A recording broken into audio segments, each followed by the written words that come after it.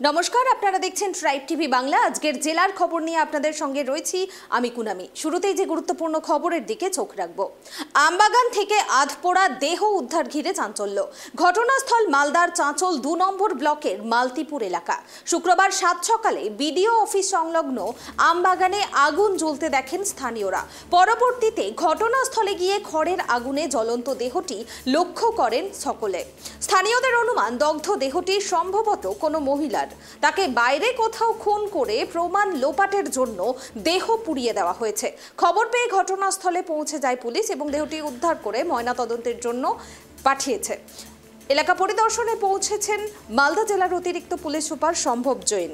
এ বিষয়ে আমরা বিস্তারিত জানবো। এই মুহূর্তে আমার সঙ্গে লাইভ রয়েছেন আমাদের প্রতিনিধি মালদা থেকে রুহুল আমিন।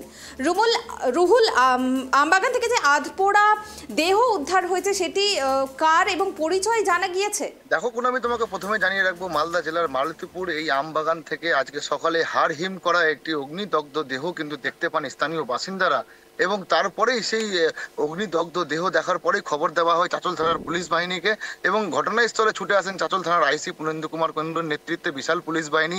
এবং পরবর্তীতে সেই দেহ তোমাকে আমি দেখানোর চেষ্টা করব যে এই যে খড়ের গাদা, সেই খড়ের গাদায় কিন্তু এখানে দেহ কিন্তু পোড়ানো হয়েছিল, এবং সেই খড়ের গাদায় পোড়ানোর পর সেই দেহ সকালে যখন গ্রামবাসীরা দেখতে পান এবং তারপরে খবর দেন পুলিশকে, পুলিশ এসে ঘটনাস্থলে সেই দেহকে নিয়ে যান, অর্থাৎ এখান থেকে মালদা মেডিকেল কলেজ হাসপাতালে পাঠান, এবং সেখানে ময়নাতদন্তে এখন বর্তমানে কিন্তু সেই দেহটি রয়েছে। এবং এখনো পর্যন্ত যে মহিলার দেহ, যে মহিলাকে পোড়ানো হয়েছে তা নিয়ে কিন্তু এখনো ধোঁয়াশা রয়েছে, কারণ ঘটনাস্থল পরিদর্শনে এসেছিলেন মালদা জেলার অতিরিক্ত পুলিশ সুপার সম্ভব জৈন। তিনি কিন্তু নিজে এখানে এখনো উপস্থিত রয়েছেন। আমি তোমাকে দেখাবো যে তিনি তার নেতৃত্বে কিন্তু এই পুরো এলাকা কিন্তু ঘিরে ফেলা হয়েছে, এবং এখন প্রায় সন্ধ্যে ৬টা, এখনো পর্যন্ত কিন্তু মালদা জেলার অতিরিক্ত পুলিশ সুপার কিন্তু ঘটনাস্থলে রয়েছেন এবং সরজমিনে তদন্ত করে দেখছেন, এবং স্থানীয় বাসিন্দাদের সূত্র ধরে এবং এলাকার যে সমস্ত সিসিটিভি ফুটেজ রয়েছে সেই সমস্ত সিসিটিভি ফুটেজ খতিয়ে দেখার পর এখানে যে পার্শ্ববর্তী যে জায়গা সেখানে কিন্তু বাঁশবাগান রয়েছে।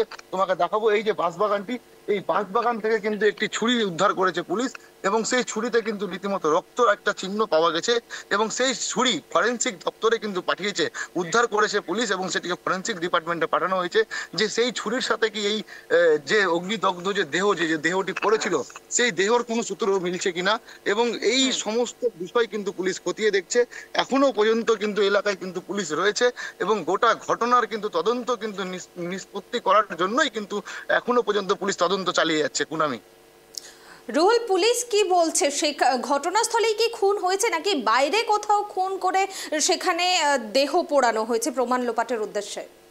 দেখো সমস্তটাই কিন্তু তদন্ত সাপেক্ষ। এখনো পর্যন্ত পুলিশের তরফে কিন্তু অফিসিয়ালি কোনো রকম বক্তব্য কিন্তু আসেনি। পুলিশ কিন্তু গোটা ঘটনার তদন্ত করছে, এবং স্থানীয় বাসিন্দারা অনুমান করছে যে এই যে এলাকা চারিদিক কিন্তু ঘেরা, এবং স্থানীয় জনবহুল এলাকা, পাশেই রয়েছে ব্লক সমষ্টি উন্নয়ন আধিকারিকের দপ্তর, অর্থাৎ চাঁচল ২ নম্বর ব্লকের দপ্তর, তার পাশেই রয়েছে একটি মন্দির, এবং তার দুই ধারে একটি রাজ্য সড়ক গেছে, একটি জাতীয় সড়ক গেছে, এবং জাতীয় সড়ক লাগোয়া কিন্তু এই আমবাগানটি। এবং এই আমবাগানে কে বা কারা কি উদ্দেশ্যে এখানে সেই মৃতদেহ কিন্তু অগ্নিদগ্ধ অবস্থায় এখানে রেখে দিয়ে গেল বা পুড়িয়ে দিয়ে গেল, এবং কিভাবে এটাকে পুরানো হলো, সমস্তটাই কিন্তু তদন্ত সাপেক্ষ।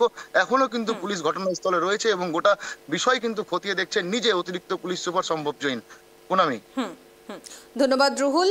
আমরা দেখলাম একেবারে সকালবেলায় মালদার চাঁচল ২ নম্বর ব্লকের মালতিপুর এলাকায় কিন্তু চাঞ্চল্যকর ঘটনা।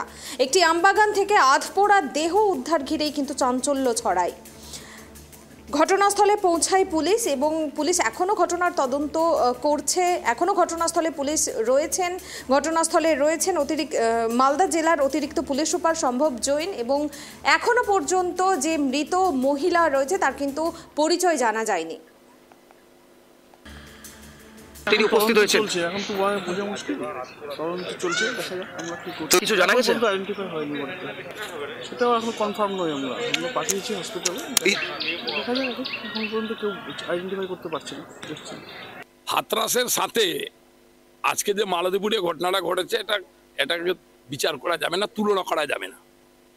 আমাদের এই মালদা ডিস্ট্রিক্টটা বিহারের বর্ডার লাগোয়া, বিহারের বিজেপি সরকার আছে, সেখানকার সরকারের দুষ্কৃতিকারীরা তারা কন্ট্রোল করতে পারে না। অনেক সময় টপকে আমাদের এখানে এসে ডাকাতি করে, আমাদের এখানে এসে ছিনতাই করে, আমাদের সাথে এই ধরনের মার্ডার করে।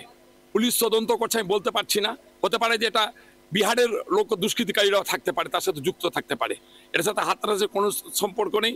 আর বিজেপিরা যেটা বলছে, বিজেপিদের জানা উচিত যে বিজেপির পরিবার পশ্চিমবঙ্গে তাদের যে রাজ্যগুলো আছে, উত্তরপ্রদেশ বা রাজস্থান বা মহারাষ্ট্র বা গুজরাট, সেখান থেকে অনেক বেশি নিরাপত্তার মধ্যে এখানে বাস করে। দু একটা ঘটনা ঘটিয়ে দিচ্ছে কোনো দুষ্কৃতি, তার জন্য চরমতম ব্যবস্থার মানে কঠোরতম শাস্তির ব্যবস্থা করা হচ্ছে এখানে। ফলে সেই ক্ষেত্রে আমরা আশাবাদী আছি যে আমাদের এখানকার পুলিশ দ্রুতগতিতে এই তদন্ত শেষ করবে এবং দোষীদের খুঁজে বের করে দৃষ্টান্তমূলক শাস্তির ব্যবস্থা করবে।